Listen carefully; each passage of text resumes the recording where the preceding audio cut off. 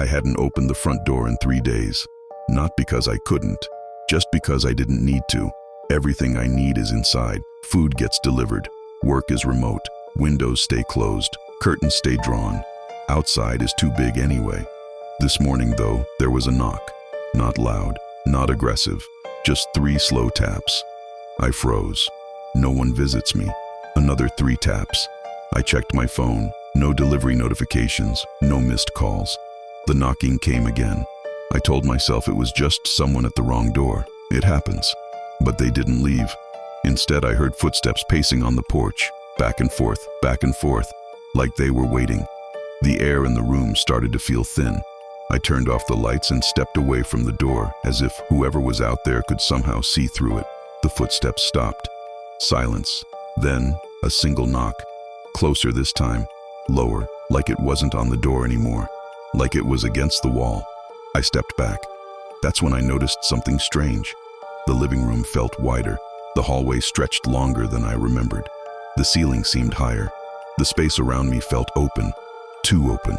I walked toward the kitchen, but the distance felt wrong, like the house had expanded overnight. The walls weren't close enough.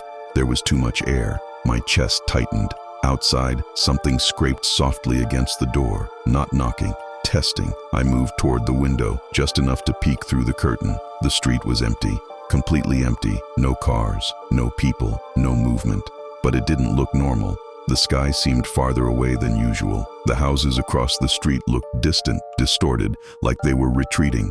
The world outside felt enormous, endless, exposed. I let the curtain fall. The doorknob rattled, not violently, slowly, like someone was checking if it was locked. I backed away, heart hammering. The space behind me felt too large, too open, like if I stepped too far from the walls, I'd drift into it.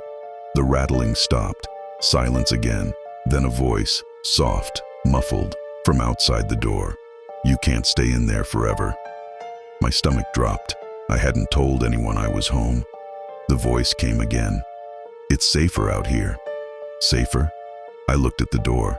The idea of opening it made my legs weak.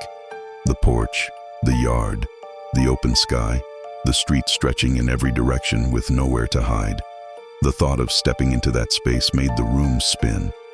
"You're making it worse," the voice whispered. The walls creaked. The hallway stretched longer. The living room widened again. The house was growing, expanding, pushing me toward the center, away from corners, away from safety. I stumbled back against the wall, pressing my spine into it like I could anchor myself. The knocking returned, but this time it wasn't outside. It came from the middle of the room. 3 slow taps, on nothing, in open air. I stared at the empty space in front of me. The tapping came again, closer. "You have to come out," the voice said gently. The front door creaked open by itself, just an inch. A thin line of daylight cut across the floor. The light looked wrong, too bright, too wide. The crack widened. The world outside looked massive. The sky stretched endlessly upward. The street seemed to run on forever. No walls, no cover, just space, waiting. The tapping came again, directly behind me. I didn't turn around, because I understood something then. It didn't matter whether I stayed inside or stepped out. The space was coming either way.